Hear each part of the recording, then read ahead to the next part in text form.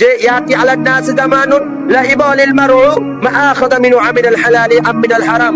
মানুষ এমন একটি জামানায় পদার্পণ করবে যে সে কোন পন্থায় রিজিক উপার্জন করলো, হারাম পন্থায় না হালাল পন্থায়, সে একটু চিন্তা ভাবনা করবে না। মানুষ এমন একটি জামানায় পদার্পণ করবে যে সে কোন পন্থায় রিজিক উপার্জন করলো, হারাম না হালাল, সে একটু চিন্তা ভাবনা করবে না। আজ ঠিক এমন একটি পরিস্থিতিতে আমরা কি উপস্থিত হয়েছি, যে পরিস্থিতিতে মানুষ আজকে কোন পন্থায় রিজিক উপার্জন করছে মানুষ একটু ভাবে না। মানুষ কোন পন্থায় রিজিক উপার্জন করছে একটু ভাবে না।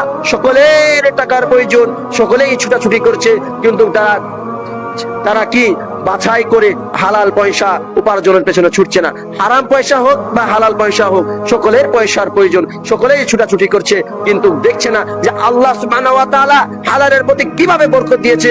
আপনাকে একটু ছোট্ট উদাহরণ দিলে বুঝতে পারবেন যে আপনার গ্রামে অনেক কুকুরকে দেখতে পাবেন যারা বছরে 7-8টি বাচ্চা দেয়। আর গায়ের যে বাংলা ভাষায় বলা হয় গায়, ওই গায় দেখবেন বছরে 1টি বাচ্চা দেয়। কুকুর 7-8টি বাচ্চা দেয়। গায়ের গোশত খায়, কুকুরের গোশত খায় না।